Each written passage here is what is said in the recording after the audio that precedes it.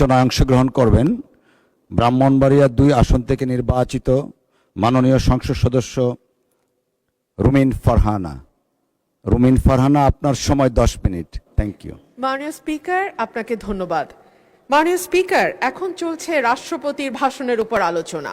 বাংলাদেশের সংবিধান অনুযায়ী প্রধানমন্ত্রী এবং প্রধান বিচারপতি নিয়োগ ছাড়া রাষ্ট্রপতিকে আর সকল কিছুই প্রধানমন্ত্রীর পরামর্শক্রমে করতে হয় এবং প্রধানমন্ত্রী রাষ্ট্রপতিকে কি পরামর্শ দিলেন সেই ব্যাপারেও কোথায় কোনো প্রশ্ন উত্থাপন করা যায় না। সে কারণেই দীর্ঘদিন ধরে রাষ্ট্রপতি এবং প্রধানমন্ত্রীর ক্ষমতার ভারসাম্য আনবার ব্যাপারে বারবার আলোচনা হয়েছে। সরকারি দল, বিরোধী দল, 24-এর অভ্যুত্থানের আগে পরে সকল সময় বলা হয়েছে যে রাষ্ট্রপতি এবং প্রধানমন্ত্রীর ক্ষমতার ভারসাম্য আনা হোক। বিএনপি তার ভিশন 2030 এবং 31 দফাতেও এই ব্যাপারে সুনির্দিষ্ট প্রস্তাব রেখেছে।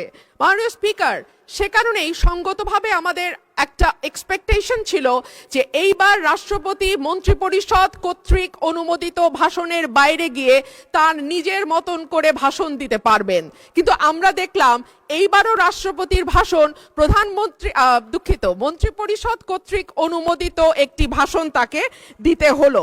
সো আমরা যদি এতটুকু স্বাধীনতা মাননীয় স্পিকার রাষ্ট্রপতিকে দিতে না পারি তাহলে আর আমরা কোন ভারসাম্যের কথা বলছি?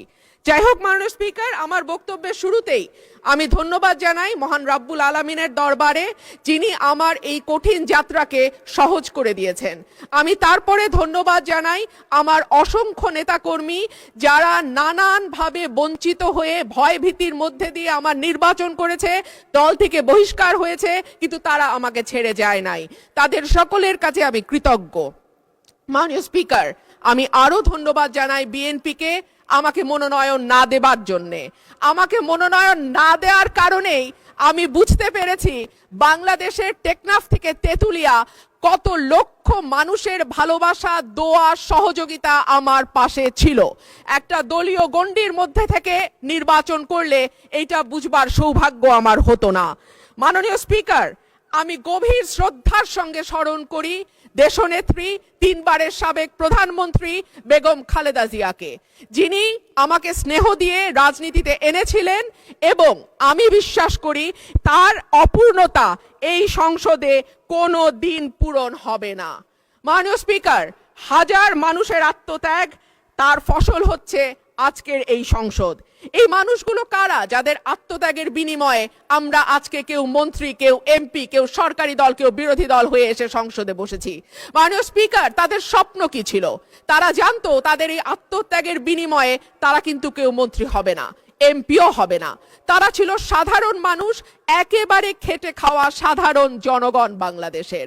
তারা একটা স্বপ্ন দেখেছিল, একটা নতুন বাংলাদেশ তৈরির স্বপ্ন, একটা নতুন রাজনীতি নির্মাণের স্বপ্ন, একটা নতুন চিন্তার জন্ম দেওয়ার স্বপ্ন, এবং সর্বোপরি সকলের জন্য যে ভীষণ রকম বৈষম্য আমরা দেখেছি গত কয়েক বছর, সেখান থেকে মুক্ত হয়ে সকলকে নিয়ে, সকলকে একসাথে করে একটা বাংলাদেশের স্বপ্ন। সেই সকল মানুষের কাছে আমি এবং আমি বিশ্বাস করি আমার সহকর্মী এই সংসদ সদস্যরা সকলেই কৃতজ্ঞ। মাননীয় স্পিকার, শহীদদের যে প্রত্যাশা নিয়ে গণ অভ্যুত্থান, সেই প্রত্যাশা কিন্তু বায়বীয় বা অলীক কোনো বিষয় ছিল না।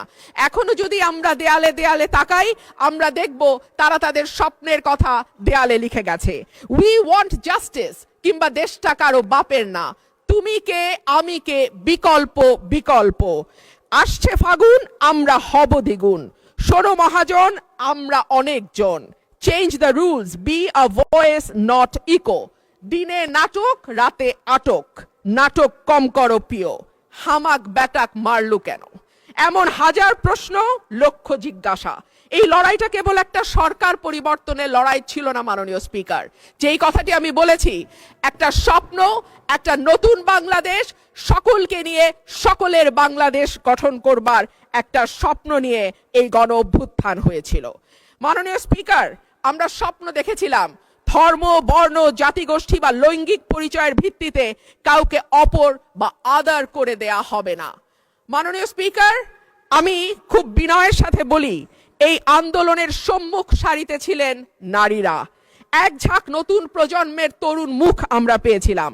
সেই নারীরা 1 বছর পার না হতে হারিয়ে গেলেন কেন 7 জন নারী সাংসদের এই সংসদে, সেই প্রশ্নটা আমি আপনাদের কাছে রেখে যাচ্ছি। মিছিলের সামনের সারিতে নারীর প্রয়োজন হয়, পুলিশের টিয়ার শেল লাঠিচার্জের সামনে নারী ঢাল হয়ে দাঁড়ায়, অস্থির সময় নারীর সাহায্য ছাড়া পার হওয়া যায় না, আর সবকিছু যখন ঠিক হয় তখন নারী হয়ে যায় ট্রোলের বস্তু। নারীর পোশাক, নারীর চেহারা, নারীর কথা, নারীর হাসি সবকিছুই তখন হাসির খোরাকে পরিণত হয়। মাননীয় স্পিকার, আমি আপনার মাধ্যমে আজকের সংসদে আরেকটি কথা বলে যাই। 52% মানুষকে পেছনে ফেলে নতুন বাংলাদেশ রচনার কোনো চিন্তা যদি কেউ করে থাকে, সেটা কখনো সম্ভব না, কোনো দিন সম্ভব না। মাননীয় স্পিকার, রাষ্ট্রপতি ভাষণের 5 নম্বর প্যারায় বলা হয়েছে, বিবিএস এর চূড়ান্ত হিসাব অনুযায়ী জিডিপি প্রবৃদ্ধির হার 3.49%। প্রবৃদ্ধি হচ্ছে, উৎপাদন বাড়ছে, কিন্তু সেই অনুপাতে কর্মসংস্থান সৃষ্টি হচ্ছে না, বরং উৎপাদন ও সেবা খাতগুলোকে অর্থনীতির মূল চালিকা শক্তি হিসেবে ধরা হয়। সেই 2 খাতেই কর্মসংস্থান চলছে। একে চাকরিবিহীন প্রবৃদ্ধি বলে, যা দীর্ঘমেয়াদে অর্থনীতির স্থিতিশীলতা, অন্তর্ভুক্তিমূলক প্রবৃদ্ধির জন্য একটি বড় ঝুঁকি। দেশে শিক্ষিত বেকারের সংখ্যা বাড়ছে, অন্যদিকে দক্ষতার অভাব এবং ভাষাগত দুর্বলতার কারণে বড় বড় প্রতিষ্ঠানগুলো বাধ্য হচ্ছে অন্য লোক নিয়োগ দিতে, অর্থাৎ কর্মমুখী শিক্ষা দিয়ে চাকরির জন্য প্রস্তুত করতে আমরা ব্যর্থ হচ্ছি। মাধ্যমিকের নিচে শিক্ষাগত যোগ্যতা থাকা ব্যক্তিদের বেকারত্বের হার যেখানে 3.01%, সেখানে উচ্চ ডিগ্রিধারীদের ক্ষেত্রে এটি 8.7%। ভাষণের 6 নম্বর প্যারায় মূল্যস্ফীতির কথা বলা আছে। বিবিএস এর সর্বশেষ হিসাব অনুযায়ী চলতি বছরের ফেব্রুয়ারি মাসে দেশের খাদ্য মূল্যস্ফীতি দাঁড়িয়েছে 9.30%, যা গত 13 মাসের মধ্যে সর্বোচ্চ। উচ্চ খাদ্য মূল্যস্ফীতির কারণে বিশ্ব ব্যাংকের ঝুঁকিপূর্ণ দেশগুলোর লাল তালিকায় অলরেডি বাংলাদেশের নাম গেছে। এর সরাসরি প্রভাব পড়ে নিম্নবিত্ত এবং মধ্যবিত্ত মানুষের ওপর, যাদের মোট আয়ের 2/3 থেকে অর্ধেক পর্যন্ত খাবার কিনতেই চলে যায়। ক্রমাগত মূল্যস্ফীতি দারিদ্র্য বাড়ায়, পুষ্টিহীনতা তৈরি করে এবং আগামী প্রজন্মের মেধা বিকাশে সরাসরি প্রভাব রাখে। মাননীয় স্পিকার, প্যারা 7-এ রাষ্ট্রপতি 19শে ফেব্রুয়ারি পর্যন্ত বৈদেশিক মুদ্রার যে রিজার্ভ, সেটা দাঁড়িয়েছে $34.78 বিলিয়ন বলে ঘোষণা করেছেন। এই বৈদেশিক মুদ্রা আয়ের প্রধান খাত হলো পোশাক রপ্তানি। এরপর আছে প্রায় 1 কোটি প্রবাসীর পাঠানো রেমিটেন্স, বৈদেশিক ঋণ, ফরেন ডিরেক্ট ইনভেস্টমেন্ট বা এফডিআই, বৈদেশিক অনুদান ইত্যাদি। একক শিল্প হিসেবে তৈরি পোশাক খাতের উপর অতিরিক্ত নির্ভরতা, বৈদেশিক ঋণ বেড়ে $113.51 বিলিয়ন হওয়া, এফডিআই এর ক্রমাবনমন ইত্যাদিকে মোকাবেলা করতে হলে রফতানি পণ্যের বহুমুখীকরণ, বিনিয়োগ বান্ধব পরিবেশ তৈরি, বিদেশে দক্ষ শ্রমশক্তি প্রেরণের কোনো বিকল্প নাই। সম্প্রতি সিপিডির সম্মানীয় ফেলো প্রফেসর মোস্তাফিজুর রহমান বলেন, ভবিষ্যতে ঋণ পরিশোধের চাপ আরো বাড়বে, তাই এখন থেকেই আয় বাড়ানোর দিকে নজর দিতে হবে। রপ্তানি ও প্রবাসী আয়ের প্রবাহ শক্ত না হলে এই চাপ সামাল দেয়া সত্যিই কঠিন। পাশাপাশি হুন্ডি ও অর্থ পাচার বন্ধে কঠোর ব্যবস্থা নেওয়ার কথা বলা হয়েছে। গত 15 বছরে দেশ থেকে যে বিপুল পরিমাণ টাকা পাচার হয়েছে, যার পরিমাণ কেন্দ্রীয় ব্যাংকের হিসাব মতে $23,400 কোটি, সেটি ফেরত আনা না গেলে কিংবা ব্যাংক খাতে থাকা 6 লক্ষ কোটি টাকার খেলাপি ঋণের পরিমাণ কমিয়ে আনা না গেলে অর্থনীতির পুনরুদ্ধারের কোনো পরিকল্পনাই কাজে আসবে না। পাচারকৃত টাকার 75% যায় ওভার অ্যান্ড আন্ডার ইনভয়েসিং এর মাধ্যমে। গত 10 বছরে এই ওভার অ্যান্ড আন্ডার ইনভয়েসিং এর মাধ্যমে পাচার হয়েছে $68 বিলিয়ন। সুতরাং এই মিথ্যা ইনভয়েসিং বন্ধ করা না গেলে টাকা পাচারও বন্ধ সম্ভব নয়। মাননীয় স্পিকার, রাষ্ট্রপতি তার ভাষণে বাংলাদেশ ব্যাংক, রাষ্ট্রায়ত্ত ও বেসরকারি ব্যাংক, বীমা, আর্থিক প্রতিষ্ঠান ও পুঁজি বাজারের সঙ্গে সমন্বয়ের মাধ্যমে সার্বিক তদারকি উন্নতকরণ, আমানতকারীদের সুরক্ষা নিশ্চিত, খেলাপি ঋণ হ্রাসে গুরুত্ব দেওয়ার কথা বলেছেন। যে কোনো দেশে কেন্দ্রীয় ব্যাংক হলো আর্থিক প্রতিষ্ঠানের নিয়ন্ত্রক সংস্থা, এটি সরকারের ব্যাংক হিসেবে কাজ করে। দক্ষিণ এশিয়ার দেশগুলোর দিকে তাকালে দেখা যায় কেন্দ্রীয় ব্যাংকে প্রিন্সটন বা ক্যালিফোর্নিয়া থেকে পিএইচডি করা উচ্চ ডিগ্রিধারী মানুষজন, অভিজ্ঞতা সম্পন্ন লোকজন নিয়োগ পেয়েছেন। অন্যদিকে বাংলাদেশে নতুন সরকার গঠনের পর যিনি নিয়োগ পেয়েছেন, তিনি হলেন বিএনপির নির্বাচন পরিচালনা কমিটির সদস্য এবং একজন সোয়েটার ফ্যাক্টরির এমডি। মাননীয় স্পিকার, আমি আপনাকে অনুরোধ করব আমার সময় 2 মিনিট বাড়িয়ে দিতে। মাননীয় স্পিকার, একই ঘটনা আমরা বিশ্ববিদ্যালয়ের উপাচার্য নিয়োগের ক্ষেত্রেও দেখেছি। সবগুলো বিশ্ববিদ্যালয়ে দলীয় ভিসি প্রভিসি নিয়োগ দেয়া হয়েছে। দল করা দূষণীয় কিছু নয়, কিন্তু দল না করলে যদি নিয়োগ না হয় সেটা দুর্ভাগ্যজনক। দলদাস শিক্ষকদের হাতে। ধন্যবাদ মাননীয় সদস্য। মাননীয় সদস্য, মাননীয় চিফ হুইপের অনুরোধে অলরেডি আপনাকে আজকের দিনের মধ্যে সর্বোচ্চ সময় দেয়া হয়েছে 10 মিনিট। আপনার বক্তব্যের ফ্লো যেন ঠিক থাকে সেই জন্য টানা 10 মিনিট দেয়া হয়েছে।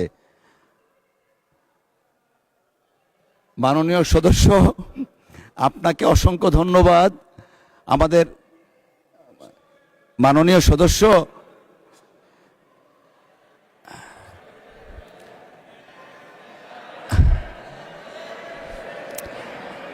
মাননীয় সদস্য আপনি দয়া করে বসুন।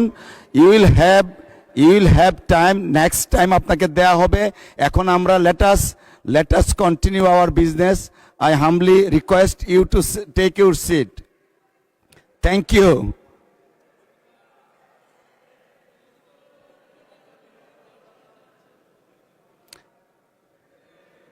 উনি তো স্বতন্ত্র।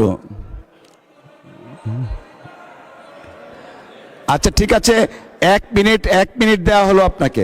মাননীয় স্পিকার, আপনাকে অসংখ্য ধন্যবাদ। মাননীয় স্পিকার, রাষ্ট্রপতির ভাষণে উঠে এসেছে অলিগার্কিক কাঠামো ভেঙে জনগণের অংশগ্রহণ নিশ্চিত করা, বিনিয়োগ নির্ভর অর্থনীতি তৈরি করা। আশা করব আগামীতে সালমানের জায়গায় সাইফুর এসে বসবে না। আশা করব বিনিয়োগ বান্ধব পরিবেশ তখনই হবে যখন আমরা আমলাতান্ত্রিক জটিলতা কমিয়ে বিদ্যুৎ গ্যাসের নিরবচ্ছিন্ন সরবরাহ নিশ্চিত করতে পারবো, ঘুষ দুর্নীতি কমিয়ে একটা ওয়ান স্টপ সার্ভিসের ব্যবস্থা করতে পারবো। পাতানো নির্বাচন বলতেই 14, 18, 24-এর কথা আসে মাননীয় স্পিকার, কিন্তু গত কয়েকদিন আগে পত্রিকায় যেটা স্পষ্টভাবে এসছে